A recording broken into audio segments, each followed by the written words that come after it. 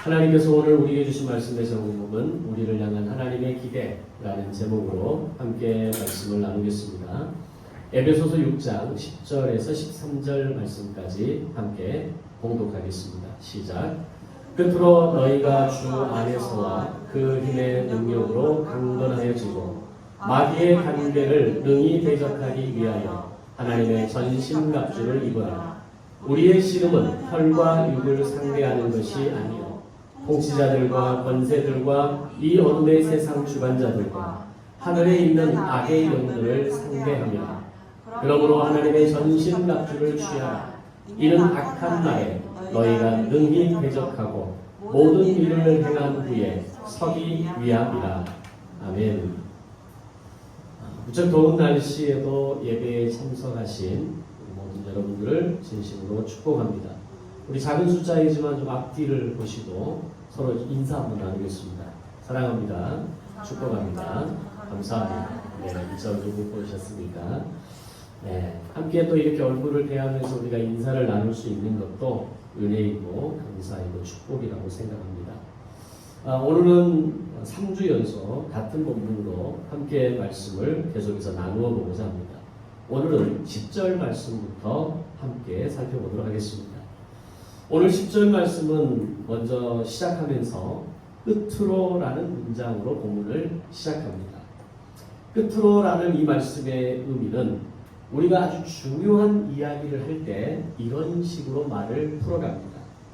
내가 이제 마지막으로 말할 게 있는데 이건 정말 중요한 이야기입니다. 라는 뜻을 가지고 말을 이어가려고 할 때 끝으로 또는 다시 말하면 또 이런 어떤 단어의 수식어들을 사용하게 되죠. 바울은 지금까지 내가 했던 모든 말들은 다 중요한 말들인데 궁극적으로 바로 이 말을 하기 위해서 했던 말들입니다. 바로 그 끝으로 그 결론은 바로 싸움에 관한 이야기를 제가 여러분에게 하고 싶은 것입니다. 이렇게 지금 풀어가고 있는 겁니다. 예수 믿는 성도들의 삶에는 싸움이 있다는 것을 우리는 알아야 됩니다. 따라서 구원받은 이후의 삶을 살아가는 사람들에게는 늘 싸움이라는 게 있습니다. 그래서 요한계시록에서 중요하게 이야기하는 하나의 주제를 꼽으라고 한다면 바로 이기는 자에 대해서 말씀을 하고 있습니다. 마지막 종말의 시대에, 마지막 말세의 시대에 교회가 이기는 교회가 되어야 하고 그 교회 안에 속한 성도가 이기는 자의 삶을 사는 성도가 되어야 한다. 이 이야기를 계시록 21장, 22장에 걸쳐서 계속해서 이야기하고 있는 중요한 흐름이라는 것을 우리는 기억해야 됩니다. 성도의 삶은 예수를 믿고 구원을 받는 것에서 끝나는 것이 아니라 구원 이후의 삶이 있다는 것을 제가 계속해서 강조해서 말씀드렸습니다. 그럼 그 구원 이후의 삶은 과연 어떤 것이냐? 그것은 곧 싸움과 직결되어 있다는 겁니다. 그리고 이 싸움에서 이기는 자만이 요한계시록에서 이야기하는 생명의 면류관을 얻게 될 것이다. 이렇게 성경은 계속해서 이어가고 있습니다. 물론 믿지 않는 사람들에게도 그 나름대로의 싸움이라는 게 있죠. 어떻게 하면 더 많은 것을 얻을 것인가에 대한 싸움이 있고 내가 더 높은 자리, 더 여유 있는 삶을 얻기 위해서 그렇게 평생을 싸우며 살아가는 그런 인생을 살아갑니다. 그러나 믿음의 사람들이 싸우는 이 싸움의 성격은 그런 싸움의 성격과는 조금 성격이 다릅니다. 거룩함을 지키기 위한 싸움이고 내 안에 있는 의심을 떨쳐버리기 위한 싸움이고 날마다 나를 무너지게 만드는 악한 영이라고 불리어지는 사람 마귀에 대해서 대항하는 싸움이라는 것이 오늘 우리가 하는 싸움과 세상을 살아가는 예수를 믿지 않는 사람들이 싸우는 삶의 차이다라고 말할 수 있는 겁니다. 즉 세상의 가치관으로는 세상을 살아가는 사람들은 그들의 싸움이 있고 성도들은 하늘의 가치관으로 살아가기 시작할 때 만나는 새로운 싸움이 있다는 겁니다. 한마디로 이 지구별은 전쟁터와 같은 곳입니다. 우리는 그 전쟁터의 한복판에서 어떤 형태로든 그것이 육체적이든 그것이 신체적이든 도덕적이든 지적이든 영적이든 모든 부분에 대해서 우리는 싸움을 경험하고 살아가고 있다는 겁니다. 육체적인 면에서는 지금도 우리는 수많은 병균들이 우리의 눈에는 보이지는 않지만 우리의 몸을 침투하기 위해서, 들어오기 위해서, 우리를 감염시키기 위해서 끊임없이 우리를 향해 공격하고 있다는 걸 우리 다 알고 있지 않습니까? 그런데 우리의 몸은 이런 세균이나 바이러스를 대항할 수 있는 기본적인 면역 체계를 다 가지고 있기 때문에 어느 정도의 그 수준을 넘어서는 우리 인류가 한 번도 경험하지 못한 그런 바이러스가 아닌 이상은 어느 정도 예방주사를 맞고 있고 또 면역 체계를 갖추고 있고 그러므로 인해서 우리는 건강을 유지할 수가 있는 겁니다. 만약에 이 싸움에서 지게 된다면 병이 들거나 더 이 싸움에서 심각하게 지면 한순간의 목숨을 잃게 되는 것을 경험하죠. 그게 우리가 불과 수년 전에 경험했던 코비드-19의 그런 경험이었던 시간입니다. 지적인 부분도 마찬가지입니다. 내가 좀 더 지적인 사람이 되려 하거나 최소한 이 상태를 유지하기 위해서는 편하고 싶고 쉬고 싶고 이 정도에서 머무르고 싶은 본능과 싸워야 합니다. 게으름과 싸워야 하고 책을 읽기 싫어하는 마음과 싸워야 하고 내가 좀 더 업그레이드 되고자 할 때 그 내가 감당해야 되는 그런 대가 지불에 대해서도 우리는 싸워야 합니다. 이렇게 끊임없는 자기 자신과의 치열한 싸움을 감당하고 이겨낸 사람만이 마침내 지적인 성장을 이뤄낼 수가 있는 겁니다. 도덕적인 것도 마찬가지입니다. 도덕적이고 양심적인 사람이 되기 위해서 우리가 책 한 권 읽어서 되는 게 아니라는 거 다 알고 있죠. 또 도덕하면 도덕경이라고 하는 고전책도 있는데 그런 책을 우리가 한 권 읽었다고 해서 또는 좀 더 많은 독서량이 있다고 해서 내가 도덕적인 사람이 될 수 있는가? 그건 아니라는 겁니다. 결국 내가 도덕적인 사람이 될 수 있는 유일한 길은 부도덕의 영역을 싸움의 대상으로 삼고 그것들과 맞서 싸울 때 비로소 나의 도덕성을 측정할 수 있는 겁니다. 이처럼 우리가 이 땅을 살아가면서 믿는 사람이든 믿지 않는 사람이든 싸우지 않고 이 세상에서 이뤄낼 수 있는 것은 아무것도 없습니다. 싸움이라는 단어가 조금 과격해서 그러지 우리는 크고 작은 싸움의 형태를 다 하고 살아가는 겁니다. 또는 이 자리에 앉아 계신 여러분들이 오늘 여기까지 오기까지는 저 역시 여기까지 오기까지는 그런 수많은 싸움의 종류들을 우리는 감당하면서 조금씩 성장하면서 조금씩 업그레이드 해가면서 내게 주어진 역할들을 우리는 지금 감당하고 있는 겁니다. 자, 그렇다면 영적인 것은 어떨까요? 물론 말할 것도 없겠죠. 영적인 싸움 없이 영적인 사람이 되는 방법은 절대로 없습니다. 이 세상은 우리가 영적인 사람이 되는 것을 집요하게 방해하고자 하는 것들로 가득합니다. 우리가 조금만 긴장의 끈을 늦추면 우리의 걸음을 해칠 수 있는 곳이 곳곳에 있습니다. 따라서 우리가 영적인 사람이 되기 위해서는 이 땅을 살아가는 동안 믿지 않는 사람들보다 훨씬 더 많은 싸움을 하고 살아야 하는 세상 풍조와 끊임없이 싸워야 한다라고 하는 겁니다. 또한 내 생각 속으로 들어오는 이 약한 영이 가장 많이 사용하는 것, 그게 뭐라고 말씀드렸습니까? 창조 때부터 사용했던 가장 강력한 무기였던 의심과 우리는 끊임없이 대적하면서 싸워야 한다는 겁니다. 여기서 한 걸음 더 나아가 자기를 부인하는 싸움 없이는 우리가 아무리 신앙생활을 오랫동안 열심히 해왔다 할지라도 그것은 종교생활로 전락할 수밖에 없다는 겁니다. 그런 무리들을 성경에서는 세 단어로 표현합니다. 사두개인, 바리새인, 서기관. 머리만 커지는 사두개인이나 행위만을 강조하는 바리새인이나 그마저도 없는 서기관 모습으로는 결코 영적 싸움을 이겨갈 수가 없다는 겁니다. 자, 그럼 오늘날 교회 안에는 왜 이런 사두개인, 바리새인 같은 사람들이 많아지는 걸까요? 그들에게 주어진 삶 속에서 제대로 된 영적 싸움을 하지 않고 그저 교회 안에서 성경만 읽으려 하거나 주일 하루 1시간 설교만 듣는 것으로 나의 신앙생활을 만족하는 성도가 많아졌기 때문입니다. 그들의 삶의 순간순간 속에서 치열하게 말씀에 부딪히고 거룩함을 지켜내기 위해서 싸우고 매일매일 정한 시간을 통해서 말씀을 읽고 기도하는 시간이 아니라 내가 이번에 주일 지켰다. 내가 주일 예배에 앉아 있었다. 이번 주에 나에게 이 말씀을 주셨다. 이거 하나를 가지고 우리는 안위하고 만족하는 삶을 살아간다는 겁니다. 일제시대 때 당시 시대를 살았던 사람들 가운데 단지 자기 집안에 숨어서 방 이불 속에 누워서 대한독립 만세를 외친 사람을 우리는 독립군이라고 말하지 않습니다.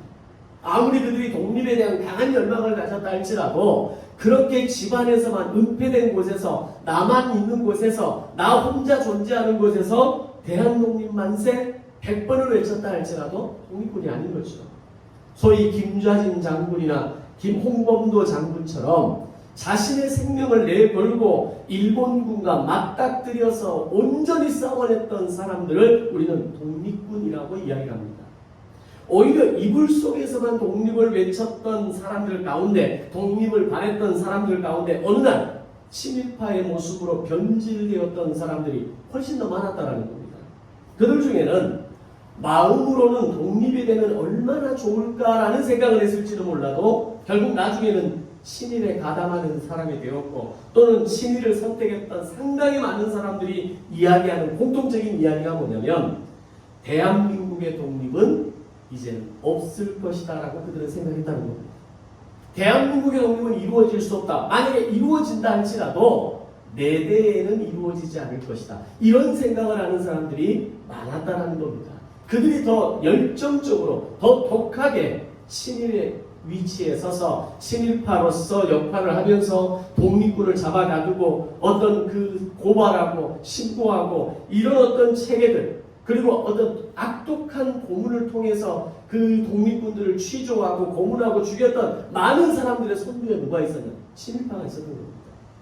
마찬가지로 오늘날 교회를 다니는 많은 성도들이 있지만 그들 중에 많은 성도들이 나는 그리스도인이다 라는 이름은 가지고 있지만 나는 집에서 교회에서 이 자리에 앉아 있을 때 나는 그리스도인이다 라고 말을 하지만 세상으로 나가서 세상과 맞붙어서 세상의 죄성을 고발하고 세상의 죄를 나로부터 끊어내며 죄악된 세상을 하나님의 말씀으로 독립시켜야 되겠다라고 하는 이 영적 군인으로서의 가치관과 세계관을 가진 사람들이 많지 않다는 겁니다. 뭐가 다릅니까? 내가 아니어도 누군가 하겠지라는 생각이 결국 친일로 넘어가게 되었고 오히려 과거에 저들이 친일파가 될 수밖에 없었던 것처럼 오늘 우리는 적당히 세상과 타협하면서 더 잘 먹고 더 잘 살고 더 편안하고 더 안위를 누리는 것에 더 관심이 많아졌다는 겁니다. 그래서 언제부터인가 교회에서 복음을 이야기하고 영적 전쟁을 이야기하고 그리스도인으로서의 사명과 삶을 이야기하는 것보다 번영신학을 이야기하고 성공주의를 이야기하는 교회를 더 좋아하는 성향이 만들어지기 시작했습니다. 번영신학이 뭘까요? 이것은 의심이라고 하는 사단의 강력한 무기 위에 21세기 첨단공학을 곁들인 신무기 같은 것이라고 말할 수 있습니다. 그전에는 단지 의심하는 것이 창세부터 지금까지 지속적으로 사용하는 방법이라면 여기에 한 가지 더 최첨단 무기로 번영과 성공이라는 단어를 거기에 얹었다는 겁니다. 다시 말하면 내가 하나님을 잘 믿고 신앙생활 잘하면 그 대가로 하나님은 나에게 재정적, 물질적 축복을 주시게 되어 있다. 내가 하나님을 잘 믿은 이 믿음의 분량만큼 축복은 정비례하는 것이고 설명하는 것이 바로 번영신학이라는 겁니다. 그래서 실제로 신앙생활 해보시면 알겠지만 하나님은 내가 섬기는 만큼 하나님을 내가 잘 섬기는 만큼 내 인생이 잘 되고 복이 넘치지 않습니다. 혹시 여러분 그런 인생을 살아보셨습니까? 그럼 다행으로 하십시오. 우리가 하나님을 믿는다고 하지만 내가 신앙생활 정말 잘해보고 싶다라고 하고 그렇게 하나님 앞에 헌신하지만 내 인생이 항상 정비례로 축복과 함께 가고 있지는 않는다라는 겁니다. 오히려 거꾸로 갈 때가 있습니다. 오히려 아무런 일이 일어나지 않을 때가 있다는 겁니다. 그때 번영신학을 신봉하는 사람들은 하나님을 의심하기 시작합니다. 첫 번째, 하나님이 살아계신다면 어떻게 나에게 이렇게 할 수 있습니까? 두 번째, 하나님이 살아계시다는 것은 나는 알겠는데 하나님 정말 나를 사랑하십니까? 내가 정말 사랑받을 만한 존재입니까? 라는 두 가지 종류의 의심으로 우리는 가득하게 된다라고 지난주 말씀을 드렸습니다. 그것을 우리는 그 신앙을 번영신앙이라고 이야기하는 겁니다. 대부분의 많은 그리스도인들이 이 번영신학을 진짜 신앙의 본질로 생각합니다. 이걸 좀 다른 말로 하면 기복신앙이라고도 이야기합니다. 내가 하나님을 예배하고 매 주일마다 주일 성수 잘하고 내가 하나님 앞에 헌금 생활 잘하고 내가 날마다 내 시간을 구별해서 성경 읽고 기도하고 이런 시간을 내가 쌓아가면 덕이 쌓아져서 공이 쌓아져서 그렇게 해서 내가 하나님으로부터 복을 받는다? 이게 기복신앙입니다. 그럼 과거에 우리가 마치 영화에서 보는 것처럼 우리 옛 어머니들이 장독대 위에 물을 떠놓고 날마다 아침마다 저녁마다 비는 이것과 뭐가 다릅니까? 내가 비는 수위만큼 내가 천배를 하는 그 어떤 저를 천배를 해나가는 그 수고를 드린 만큼 내게 복이 온다면 우리가 말하는 이 번영신학과 그 물 떠다 놓고 빌었던 그런 어떤 비는 마음과 천배를 드렸던 절에서 하고 있는 것과 뭐가 다르냐라는 겁니다. 대부분 많은 그리스도인들이 이 기복신앙, 이 번영신학 이것을 신앙의 본질로 생각하는 사람들이 많다는 겁니다. 심지어 목회자들도 그렇게 가르칩니다. 여기에서 벗어나면 자신의 신앙을 의심하면서 결국 교회를 떠나는 선택을 하는 사람들이 많아지는 겁니다. 자, 그렇다면 우리가 일반적으로 말하는 우리가 하나님으로부터 복을 받는다는 말이 맞는 말일까요? 틀린 말일까요? 여러분 어떻게 생각하십니까? 우리가 하나님으로부터 복을 받는다. 우리가 복을 받기 위해서 이 자리에 나오고 복을 받기 위해서 하나님께 신앙생활한다. 분명 우리가 예수님을 믿으면 복 받는 게 맞습니다. 그 말 자체가 틀린 말은 아닙니다. 예수를 믿는 믿음 안에는 번성하고 잘되는 축복이 분명히 들어있습니다. 이것을 인정하지 않는 것도 기독교는 아닙니다. 예수를 믿으면 우리는 분명히 잘됩니다. 그래서 성경에 보면 네가 잘되고 범사에 강건하여지리라 라는 말씀이 많이 등장합니다. 성경에 기록되어 있습니다. 그런데 성경은 이것만 이야기하지 않는다라는 겁니다. 예수를 믿으면 복을 받는 것과 잘되는 것과 함께 예수를 믿기 때문에 생기는 고난이 있다라고 말씀합니다. 오히려 예수를 안 믿었으면 생기지 않았을 고난이 예수를 믿었기 때문에 생기는 고난도 될 수 있다는 겁니다. 쉽게 예를 들어서 집안 전체가 아무도 예수를 믿지 않는다고 칩시다. 내가 예수를 믿지 않으면 아무런 불화가 없습니다. 왜 오늘 우리 가족이 어디 가려고 하는데 너는 교회 가서 우리와 함께 하지 않니? 이런 말을 들을 필요가 없어요. 그냥 함께 여행 가면 되고 함께 어떤 자리를 만들면 되고 또 친구들이 나한테 예배 드리는 그 시간에 어디 여행 가자고 할 때 놀러 가자고 할 때 아무런 갈등이 일어나지 않습니다. 그런데 예수를 믿으면 오늘 이 시간을 구별해야 된다고 할 때 갈등이 생기는 겁니다. 뭔가 내 삶의 가치관과 신앙의 가치관이 벗어날 때 나는 이것을 지켜야 합니다라고 말할 때 많은 사람들과의 갈등이 일어납니다. 그것은 굉장히 미미한 수준의 고난입니다. 그런데 그보다 훨씬 더 깊고 훨씬 더 고차원적이고 훨씬 더 고통스러운 고난이 분명히 있다는 겁니다. 아니 그러면 예수 믿는 게 손해가 아닙니까? 라고 말할 수 있겠죠. 그런데 절대로 손해가 아니라는 것을 말씀드립니다. 왜냐하면 분명 고난이 있고 어려움이 있고 잃어버리는 것이 있지만 그 고난을 이기는 싸움을 살아가고 그 고난을 마침내 이겨낼 때 얻어지는 은혜와 복이 있다는 겁니다. 즉 한두 개를 잃을지는 모르겠지만 8, 9개를 얻게 되는 것이고 조금 더 극단적으로 이야기하면 9개를 잃을지는 모르겠지만 하나를 얻게 되는데 그 한 가지가 79개보다 더 크다는 겁니다. 아멘. 이게 믿음입니다. 아마 우리 소유자매이신 그 느낌을 조금 더 가지게 될 거라고 생각해요. 아이를 내 뱃속에 10달 동안 품고 다니는 시간이 얼마나 힘듭니까? 이전에는 내가 자유로웠잖아. 내 마음대로 쉬고 싶을 때 쉴 수 있었고 내 모든 컨디션에 맞게끔 할 수 있었어. 근데 지금은 모든 걸 내 아이한테 종호 형님도 마찬가지로 이전에는 자유롭게 살았지만 이제는 그 아이에게 또 아이를 품고 있는 내 아내에게 모든 게 다 가 있잖아요. 그로 인해서 두 사람이 포기하는 게 얼마나 많습니까? 결혼을 선택한 그 순간부터 많은 것들을 포기했을 거예요. 그러나 그것이 설령 9개 잃어버린 이라 할지라도 한 생명으로 한 가정을 얻고 부부됨을 얻는다라고 하는 것은 내가 이런 이 두 가지, 세 가지가 잃어버린 7가지, 6가지보다 훨씬 크다는 겁니다. 믿음의 비밀도 마찬가지입니다. 우리가 믿음으로 인하여서 내가 예수를 믿기로 결단함으로 인해서 어쩌면 내게 있어서 많은 것들이 잃은 것처럼 보일 수도 있습니다. 그러나 믿음의 관점으로 보면 내가 얻은 이 한 가지가 잃어버렸던 9개보다 훨씬 더 크다는 것을 깨달을 때 이 믿음으로 말미암아 우리는 복을 얻는 겁니다. 그런데 번영신학이 가지고 있는 가장 큰 문제는 이 고난을 인정하지 않는다는 겁니다. 우리가 싸워야 할 고난이 있고 이 싸움을 이기고 나왔을 때 하나님이 주시는 복과 은혜가 있다는 걸 인정하지 않습니다. 그들이 기대하는 것은 오로지 복 있는 인생, 오로지 복받는 인생만을 강조함으로 인해서 한국교회 성도들을 당뇨병 환자로 만들어버린 겁니다. 그리고 고난이 오면 귀신이 너를 시험하고 있는 거라고, 어려움이 다가오면 이것은 하나님 앞에 네가 범죄한 거라고 그들을 정죄하고 지적하고 그들의 삶을 나락으로 떨어뜨려버리는 욥의 친구들 같은 모습이 바로 이 한국교회 모습이 되어버린 겁니다. 좋은 대학 들어가고 좋은 남자 여자 만나서 결혼하고 좋은 직장 취직하면 하나님이 복 주신 것이고, 그 반대로 되면 그건 하나님으로부터 벌받는 것이고 하나님으로부터 징계받는 것이라고 하는 이 극단적인 양분화되어지는 흑백 논리의 사상으로 한국교회가 병들어버린 겁니다. 그 중에 대표적인 교회가 여의도 고 제이 목사님이 계셨던 S교회입니다. 이게 녹음이 되니까 함부로 발설하면 안 되겠더라고요. 그 중에 대표적인 교회, 여의도의 S교회. 그분은 지금 돌아가셨죠.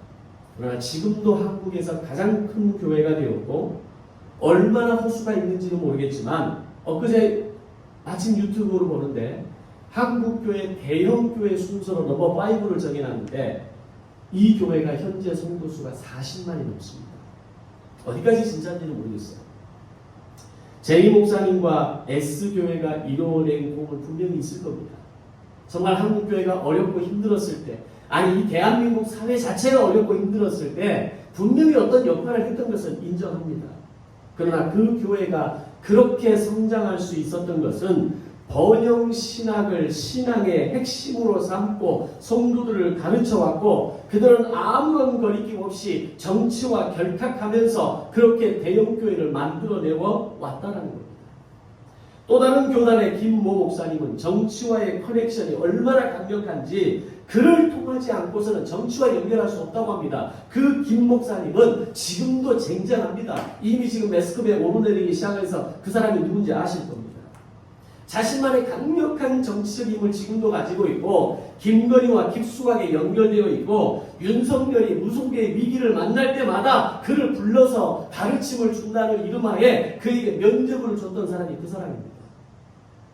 한국교회 모든 대형교회가 번영신학에 잠겨있다라고 쩔어있다라고 말할 수는 없지만 적지 않은 많은 대형교회가 이 흐름에 동참하고 있고, 또 그들에게 연결된 적지 않은 작은 교회들이, 다시 말하면 그들에게 특혜를 입고 있는 물질적 도움을 받고 있는 많은 교회들이 그들에게서 번영신학을 배우고 실천하고 있다는 겁니다. 이것이 한국교회 현 주소입니다. 이렇게 번영신학이라는 신무기에 초토화된 영향인지는 몰라도 언제부턴가 교회 안에 있는 성도들의 입에서 감사가 사라졌습니다. 과거 순수 복음주의 신앙으로 신앙생활해왔던 우리 신앙의 선배들은 내 신앙이 어떠하든 형편이 어떠하든 건강이 어떠하든 물질이 어떠하든 나는 주님으로 만족합니다라는 감사의 고백이 매일마다 있었습니다. 아들을 만난 것도 감사하고, 자녀를 만난 것도 감사하고, 어디를 다녀온 것도 감사하고, 제가 어릴 때 늘 기억에 있었던, 지금도 잊혀지지 않는 주일날 예배 드릴 때 그 예배 시간, 광고 시간에 뭘 했냐면, 감사 예물을 드리면 그 감사 예물에 적혀있는 이유를 다 불러줬어요. 목회자가. 무슨 권사님 어디를 다녀와서 감사, 무슨 집사님 자녀를 만나보고 감사, 건강할 수 있어서 감사, 범사에 감사, 이걸 읽어내려가는데 5분 이상이 걸렸어요. 그렇게 감사가 많았던 한국교회가 어느 날부터 감사의 고백이 멈춰버렸다는 겁니다. 감사의 고백이 줄어들면서 하나님께 드리는 예물도 인색해져 가고 돈이 가장 중요한 삶의 기준이 되어져 가면서 한국교회가 첫 번째로 무너져가는 게 주일 성수라면 두 번째 무너져가는 게 11조 정신입니다. 이게 지금 한국교회의 현실이라는 겁니다. 왜 이런 현상이 일어날까요? 번영신학의 가장 중심에 있는 게 물질이기 때문입니다. 번영신학의 이 가장 중심에 물질이 나를 붙잡고 있으면서 내 통장 잔고가 더 계산되기 시작하고 이 돈이면 내가 할 수 있는 더 많은 것들이 있다라는 생각이 들고 어쩌면 이 돈이 내 미래의 노후를 책임질 수 있는 유일한 수단이라고 하는 것이 우리의 머리와 우리의 생각을 장악해버린 겁니다. 그래서 언제부터인가 천국을 사모하면서 신앙의 아름다운 고백을 드렸던 그 기도들이 사라지면서 오늘 우리의 입술에서 새롭게 시작된 기도는 주실 줄 믿습니다. 하나님, 이제 요거만 하나만 더 이루어주시면 제가 더 이상 바랄 게 없습니다. 날마다 주시옵소서. 주실 줄 믿습니다. 주셔서 감사합니다. 주실 줄 믿고 감사합니다. 그것이 번영신앙의 폐해라는 겁니다. 주심을 감사하고 기대하는 게 잘못됐다는 얘기가 아닙니다. 우리의 기도가 거기서 끝난다는 겁니다. 가정과 자녀와 사업과 생업을 위한 기도를 딱 끝나고 나면 더 이상 내가 뭘 기도해야 될지 모릅니다. 내 자식을 위해서 기도하고 지금 내가 만난 이 문제를 위해 기도하고 해결해야 될 과제를 딱 기도하는 순간 더 이상 무슨 기도를 해야 될지 모른다. 그게 번영신학의 폐해입니다. 그런 기도를 했다면, 그런 기도가 필요하다면 동시에 감사의 기도를 드리고 하나님의 뜻을 묻는 기도를 드리고 하나님의 마음을 알기를 원하는 기도를 드리고 하나님의 나를 향한 기대가 무엇인지를 알기를 원하는 기도가 함께 드려질 때 균형 있는 신학이 되는 겁니다. 과거의 타이타닉호가 무너진 이유는 딱 하나입니다. 쏠림 증상입니다. 빙하를 들이받고 나서 물이 들어오는데 그 속도가 어마어마한 속도로 들어오죠. 그러면서 사람들이 한 곳으로 몰리기 시작합니다. 몰리기 시작하면서 배가 두동강이 나면서 결국 침몰하게 되어지죠. 쏠림은 오늘 우리의 인생에 있어서 가장 위험한 것이라는 것을 알아야 됩니다. 세월도 마찬가지입니다. 쏠리기 시작하면서 급속도로 물에 잠기고 그렇게 배가 빨리 물에 잠길 수 없다라고 모든 학자들은 공통적으로 이야기합니다. 그런데 물이 안으로 침투해 들어오기 시작하면서 그 물이 한쪽으로 쏠리기 시작할 때 배는 급속하게 빨려 들어갔던 겁니다. 엄밀하게 말해서 이것은 기독교 신앙이 아닙니다. 제가 대놓고 여러분을 향해서 여러분의 신앙을 지적할 수는 없지만 스스로 자신의 신앙을 돌아보고 우리는 스스로 우리 자신의 신앙을 점검할 수 있어야 됩니다. 우리가 가면을 쓰고 있는 나의 가짜 신앙과 한번 치열하게 싸울 수 있는 지혜와 용기가 우리에게 필요한 겁니다. 자, 그렇다면 여기서 다시 말씀드리면 우리 기독교 신앙은 복받는 종교가 아니라는 걸 알아야 됩니다. 정확하게 말하면 기독교는 복받는 종교가 아니라 이미 복을 받은 종교입니다. 우리는 예수를 믿는 그 믿음의 순간부터 복을 받은 사람들입니다. 더 이상 더 많은 복을 받기 위해서 애쓸 필요가 없습니다. 왜? 하나님이 우리에게 필요한 복을 알아서 주실 것이기 때문입니다. 근데 우리는 내가 받은 복이 부족하다라는 생각 하에 더 많은 복, 그것이 내 아이에게, 내 가정에, 내 생업에, 내 사업에 지속적으로 채워져야만 내가 살아갈 수 있다라는 착각을 하고 있는 겁니다. 우리는 이미 하늘에 속한 신령한 복을 받았습니다. 에베소서의 초창기에 그 얘기하지 않습니까? 그리스도가 이미 우리 안에 계시기에 우리는 복 받으러 교회 가는 종교가 아니라 이미 받은 복을 확인하고 받은 복에 대해서 감사함으로 매 주일마다 나아가는 것이 주일의 예배입니다. 그것을 확실하게 인정하고 고백하는 사람들이 드리는 예배가 이 시간 예배이고 더 나아가서 다시 세상으로 나아가서 생활 선교사로서 가정이 교회이고 직장이 교회이고 그 삶이 교회가 되는 생활 선교사의 삶을 살아가게 되는 겁니다. 원리가 이렇게 흘러가야 한다는 거죠. 우리는 이미 복을 받은 존재라면 복은 누리면 되는 겁니다. 새로운 복을 받기 위해서 애쓰고 그 복을 받기 위해서 몸이 달아서 그렇게 막 액을 먹고라는 인생이 아니라 내가 이미 받은 복으로 말미암아 누리는 삶을 살아야 한다는 겁니다. 더 나아가서 복을 받기 위해 애쓰는 존재가 아니라 받은 복으로 세상으로 나가서 영적 군사의 역할을 해야 한다는 겁니다. 세상으로 싸우러 나가는 존재가 우리의 정체성이라는 겁니다. 거룩을 위해 싸우는 게 기독교이고 그것이 기독교의 본질입니다. 자기 부인이 없는 기독교, 치열한 영적 싸움이 없는 기독교는 마귀가 만들어내는 짝퉁 기독교라는 것을 알아야 됩니다. 만약에 이렇게 생각하면 됩니다. 여러분의 삶이 아무런 문제가 없다? 내 삶에 살아가는 데 있어서 내 삶은 아무런 갈등도 없고 긴장도 없고 그저 날마다 평안하고 행복하다? 그건 짝퉁 신앙입니다. 긴장이 돼야 정상입니다. 내가 어떻게 거룩을 지키기 위해서 애써야 될 것인가? 내가 어떻게 세상의 영적 그 어둠의 세력들과 맞서 싸우기 위해서 오늘 내가 어떻게 무장하고 살아야 될 것인가? 혹 내 마음이 방심해서 내 마음이 무너지고 내 언어가 무너지지 않도록 긴장하는 삶을 살아야 됩니다. 적당한 긴장은 건강에 유익합니다. 근데 왜 노인들이 빨리 늙어가고 왜 은퇴 이후에 이제 지금까지 건강하게 살아왔던 분들이 갑자기 늙어가는 이유가 뭔지 압니까? 긴장되는 삶이 사라지기 때문입니다. 직장 생활할 때는 늘 긴장 가운데 있어요. 실적을 내야 되고 결과물을 내야 되고 인정을 받아야 되고 늘 아랫사람들이 과거에는 윗사람이 평가했지만 이제는 상하평가 시대 아닙니까? 거기서 우리는 얼마나 긴장하고 살아갑니까? 근데 하루아침에 이 긴장감이 다 늦춰지는 순간 우리의 몸과 마음은 늙어가는 겁니다. 그래서 노인이 나오는 겁니다. 그러나 날마다 깨어서 치열한 영적 싸움을 생각하면서 오히려 그것을 기대하면서 내가 오늘도 한번 너와 붙어보겠다 이런 마음으로 나아갈 때 우리는 진정한 그리스도인의 모습이 닮아가게 되는 겁니다. 짝퉁은 아무리 잘 만들어도 짝퉁입니다. 전문가들은 딱 보면 그게 짝퉁인지 진품인지 짝퉁인지 다 압니다. 짝퉁 인생의 특징은 자꾸 사람들과 싸우려고 합니다. 다른 사람들을 판단하고 정죄하고 비난하고 비판하고 나와 다르면 틀렸다고 말한다. 그건 짝퉁 인생입니다. 그러나 진품 인생은 품을 줄 압니다. 기다리는 힘이 있습니다.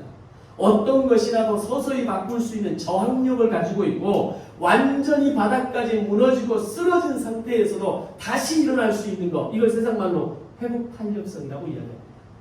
진정한 영적 군사는 회복탄력성이 있는 사람입니다. 여러분은 짝퉁 인생입니까? 진품 인생입니까? 여러분의 신앙은 짝퉁 신앙입니까? 진품 신앙입니까? 하나님은 여러분에게 복을 주심으로 짝퉁 인생이 아니라 진품 인생으로 살게 하셨다는 것을 믿음으로 고백하시기 바랍니다. 우리는 진품입니다. 좀 연약해 보여도, 좀 초라해 보여도, 때로는 부족하게 보여도 우리는 진품입니다. 우리는 이미 복을 받은 자들이기에 생생하고 치열한 영적인 전투의 현장으로 나가기 위해서는 가장 먼저 점검해야 될 것, 나의 신앙이 진품인지 짝퉁인지 이제는 구별할 수 있어야 합니다. 몇 주 동안 같은 본문을 계속 살펴보면서 우리의 싸움의 대상이 제가 누구라고 말씀드렸습니까? 성경은 우리의 싸움의 대상이 누구인지 분명하게 말합니다. 혈과 육이 아니라 악한 영을 상대하는 것이다. 사람과 싸우는 것이 아니라 진짜 군사는 악한 영을 상대하는 사람이다 라고 성경은 이야기합니다. 그 대상이 부모이든 형제이든 자녀이든 부부이든 사람과의 싸움을 지금도 하고 있는 사람이라면 짝퉁신앙에서 헤매고 있는 겁니다. 이제는 거기서 나와야죠. 언제까지 헤매는 인생 살겠습니까? 언제까지 남편 탓하고 언제까지 부모 탓하고 자식 탓하고 환경 탓하고 내 주변에 어떤 사람들 저 사람만 없으면 내가 살만 나겠다. 직장에서 저 사람만 없으면 내가 직장생활 할 만하겠다. 이 말 언제까지 하고 살 거냐는 거예요. 사람은 싸움의 대상이 아닙니다. 사람은 잘해줘야 할 대상이고 믿음의 대상은 될 수 없지만 신뢰의 대상이 되어야 합니다. 그런데 나로 하여금 그렇게 하지 못하도록 하는 악한 영이 있다는 겁니다. 그 사람을 그렇게 만드는 악한 영이 있다는 겁니다. 절대로 그들이 악한 존재여서 그렇게 하는 것이 아니라 그들을 악하게 만드는 악한 영이 그렇게 만드는 것이고 그 악한 영이 나로 하여금 미워하게 만들고 짜증나게 만들고 의심하게 만드는 겁니다. 우리가 맞서 싸워야 할 대상은 그 악한 영에게 대항하지 못하는 그가 아니라 진짜 원수인 악한 영과 맞서서 싸울 수 있어야 하는 겁니다. 그래서 여러분은 사람과 싸울 때마다 지금 내가 누구와 싸우고 있는가를 늘 점검해야 됩니다.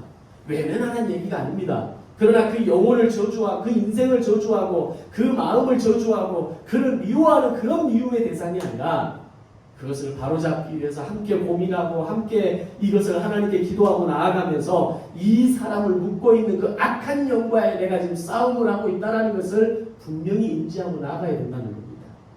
그런데 중요한 건 이 싸움에 문제가 하나 있습니다. 어떤 문제일까요?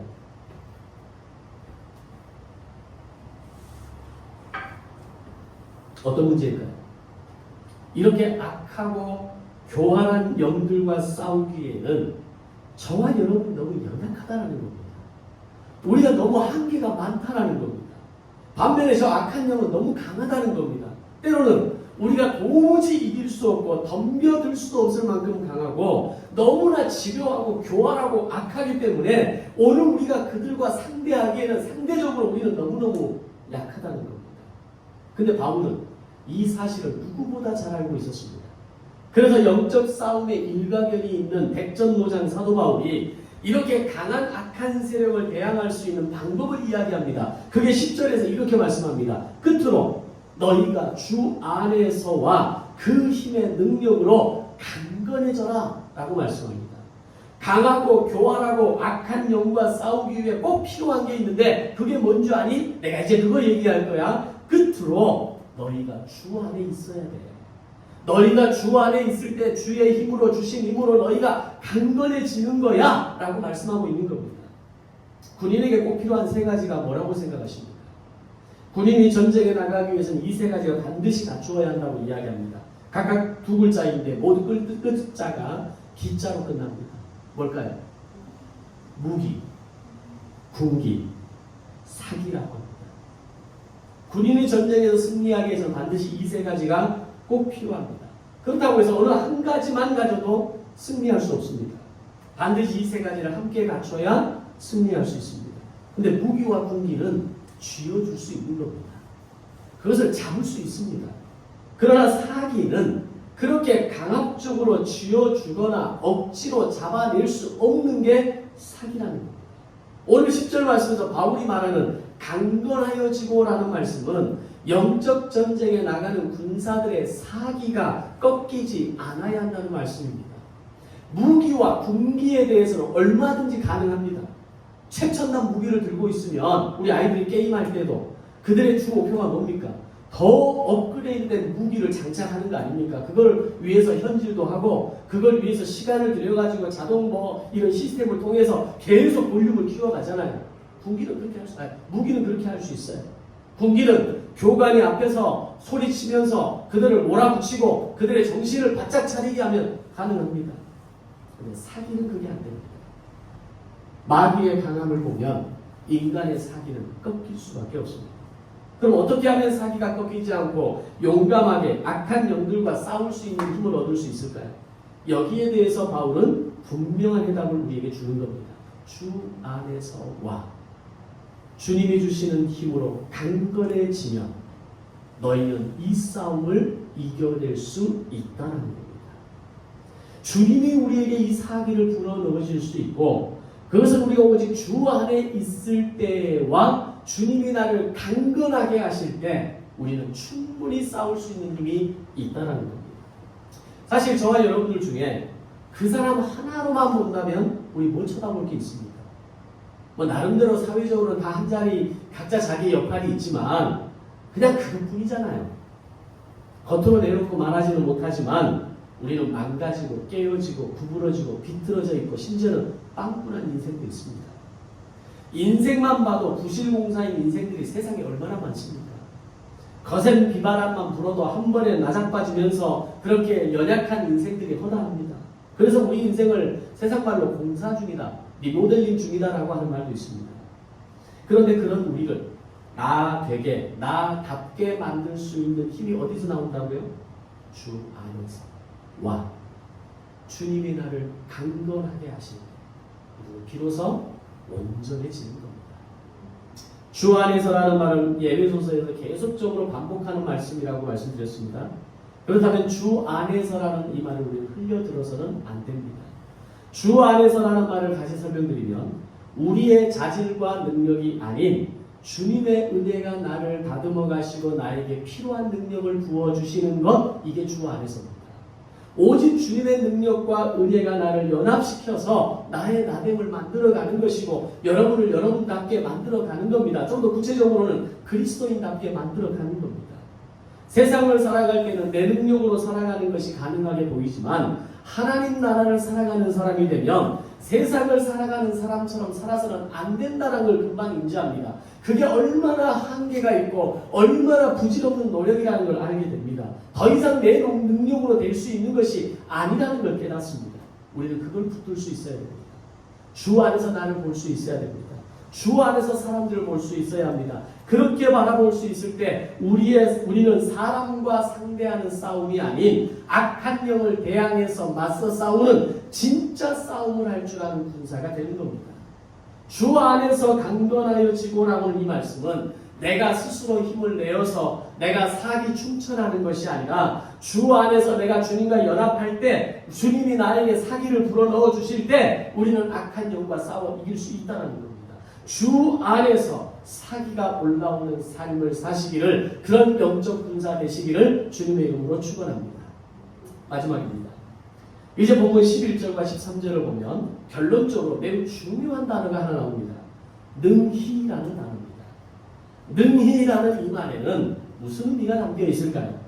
능이라는 말은 아무리 우리가 약하게 보이는 그런 존재, 그런 소위 말하는 경험 없는 베테랑이 아직 안 된 그런 수준의 군인이라 할지라도 어떤 강력하고 악한 적을 만날지라도 이겨낼 수 있는 자격이 우리에게 담보로 주어졌다라는 이 말이 이 능히라는 두 단어, 두 글자 안에 담겨있는 의미입니다. 우리가 주 안에서 마귀를 대적하면 그냥 이겨서 이기는 게 아니라는 겁니다. 잘하면 이기겠네, 제대로 싸우면 이기겠네, 어쩌면 이기겠나가 아니라 우리가 주 안에서 싸우기만 하면 100% 능히 이길 수 있다는 의미입니다. 아멘. 그런 의미를 가진 능히라는 단어를 두 번이나 반복해서 사용하면서 바울이 말하고자 하는 건 뭐겠습니까? 우리는 반드시 이긴다는 겁니다. 주 안에서 거하면서 세상의 악한 영들과 싸움을 시작하면 우리는 무조건 이길 수 있는 힘을 가지게 된다는 것을 설명하고 있는 겁니다. 그래서 오늘 사도 바울은 오늘 본문을 시작하면서 끝으로 라는 말을 하고 있는 겁니다. 너희는 이거 하나만 잘 알면 내가 진짜 말하고 싶었던 건 이거 하나야. 그것은 주 안에서 강건하여질 때 너희는 능히 악한 영과 맞서 싸워 이길 수 있는 자격을 갖춘 사람이야. 이 얘기를 하고 있는 겁니다. 사랑하는 성도 여러분, 우리는 능히 이길 것입니다. 우리가 잘하면 어찌다 보니 우연히 운이 좋아서 이기는 게 아니라 우리를 능히 이기게 하시는 하나님이 우리를 이기게 하시는 겁니다. 이게 진짜 싸움의 기술입니다. 싸움을 잘하는 사람들은 어떻게 싸우면 상대를 제압할 것인가를 명확하게 아는 사람이 싸움을 이기는 겁니다.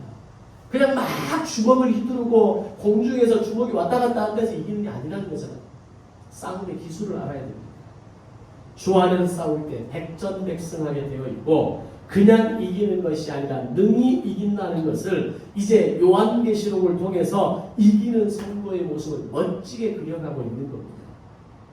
디모데전서 6장을 보면 바울이 아들 같은 디모데에게 이런 말을 합니다.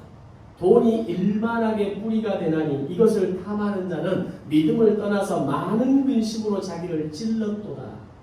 그리고 이어서 너 하나님의 사람아 라고 디모데를 부르면서 하는 말이 너 하나님의 사람아 믿음의 선한 싸움을 싸워라. 이를 위해 네가 부르심을 받았다 라고 말씀합니다. 바울이 말하고자 하는 게 뭘까요? 돈이 일만하게 뿌리라고 말하면서 이것을 탐하는 자는 믿음을 떠나서 근심으로 살아가게 될 거라는 겁니다. 그러나 너 믿음의 사람은 이제 이런 거 염려하지 말고 이런 거 걱정하지 말고 세상 사람들이 하는 것처럼 머리 굴려서 돈을 더 많이 벌기 위해서 애쓰는 인생이 아니라 믿음의 선한 싸움을 싸우라는 겁니다. 너는 이것을 위하여 부르심을 받았다라는 겁니다. 그러면 바울이 살던 때만 그랬을까요? 지금도 사람들의 관심은 지금은 훨씬 더 많은 관심이 돈에 쏠려 있죠. 이 돈이 일만하게 뿌리가 된다는 것을 우리가 알아야 한다는 겁니다. 만약 이 돈을 탐하게 될 때 이것은 믿음을 떠나는 강력한 이유가 될 것이고 오히려 그것들이 나를 찔러 근심 가득한 삶을 살아가게 만든다라는 겁니다. 이 말은 돈이 우리 인생에서 중요하지 않다라는 게 아닙니다. 그것이 탐욕이 되고 탐심이 되고 그것을 위해서는 수단과 방법을 가리지 않는 내 시간을 녹여내서 모든 게 거기에 초점을 맞춘다면 근심이 나를 찌르게 된다는 겁니다. 그렇게 나를 찌르는 날카로운 칼이 돈이라는 것을 알았음에도 불구하고 지난 2000년의 역사와 시간 속에서 항상 사람들의 관심은 돈이었습니다. 인간의 생존과 기본적인 삶을 위한 물질의 수준을 넘어서서 그것이 탐욕이 되어졌을 때 오히려 돈은 나를 불행하게 만들고 근심을 만드는 도구가 되어버렸다는 겁니다. 그런 바울의 시대와 오늘의 시대를 살아가는 우리에게 공통적으로 바울이 이야기하는 것은 일만하게 뿌리가 돈이야. 이제 너는 그 돈을 위해서 탐욕적으로 살아가는 인생이 아니라 믿음의 선한 싸움을 위해서 살아야 이것이 내가 너를 부른 부르심이라는 걸 너는 제대로 이해하고 있는 거야 라고 말하고 있는 겁니다. 그리고 오늘 이 시대의 디모데라고 할 수 있는 저희들에게 동일하게 말씀하십니다. 너 하나님의 사람아 믿음의 선한 싸움을 싸워라. 이것이 내가 너를 부른 이유이다 라고 말씀하는 것입니다. 우리가 하나님의 자녀로 부름받은 이유가 바로 이것입니다. 믿음의 선한 싸움을 싸우기 위해서 주님은 나를 부르셨습니다.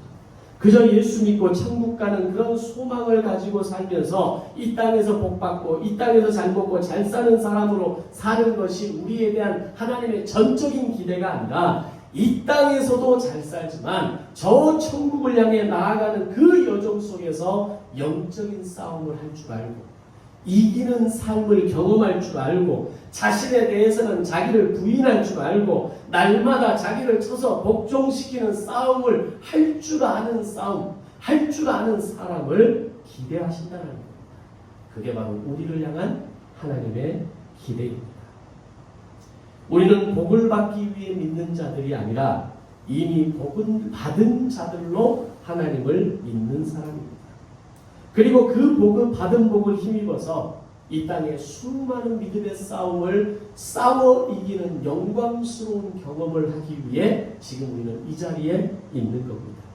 지금 여러분 어떤 싸움 앞에 서 계십니까? 여전히 사람과 싸우고 있습니까? 혹은 짝퉁 신앙에 속아서 영적 싸움을 외면한 채 오로지 나의 인생의 번영만을 위해서 유일하게 그게 내 삶의 목적으로 살아가고 계십니까? 그런 나의 모습이 나의 자녀들에게 그대로 유전된다는 걸 아셔야 됩니다.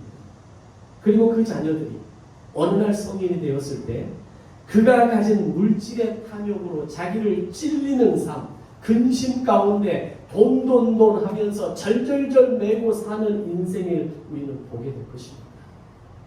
그게 부모로서 가장 괴롭고 힘든 고통이 아닐까요?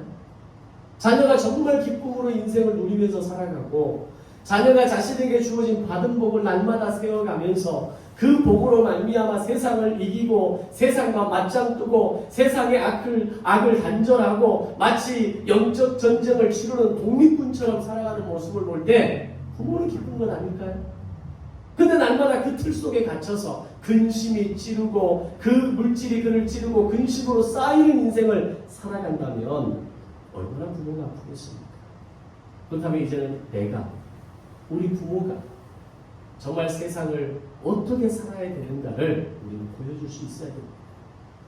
단지 천국 가는 것이 유일한 소망이 아니라 이 땅의 선한 싸움을 싸우며 날마다 기쁨과 감사 안에서 은혜 안에서 받은 복을 하나님께 드려가며 그것을 고백하며 믿음으로 나아가는 삶을 살아간다면 우리의 자녀들도 그렇게 살아내게 될 것입니다. 사랑하는 여러분, 이제는 주 안에서와 주님이 주신 힘으로 강건해지시기를 바랍니다. 우리의 힘과 지혜가 아니라 주의 능력으로 충만해질 때 우리는 능히 이길 수 있습니다. 이것이 한 주간 드려지는 저와 여러분의 기도 제목이 되기를 바라고 주님 나를 진품신앙의 소유자가 되게 하소서. 영적 싸움에서는 물러나지 않는 악한 영과의 싸움을 감당하는 선한 싸움을 감당하는 영적 군사가 되게 하소서. 주님이 우리를 향한 그 기대를 결코 거두지 않으시는 것을 저는 믿습니다. 우리는 능히 이기게 될 것입니다. 이 기도가 저와 여러분의 기도가 되어지고 그로 말미암아 선한 싸움을 싸워 이기는 승리하는 독립군 같은 영적 군사가 되시기를 주님의 이름으로 축복합니다.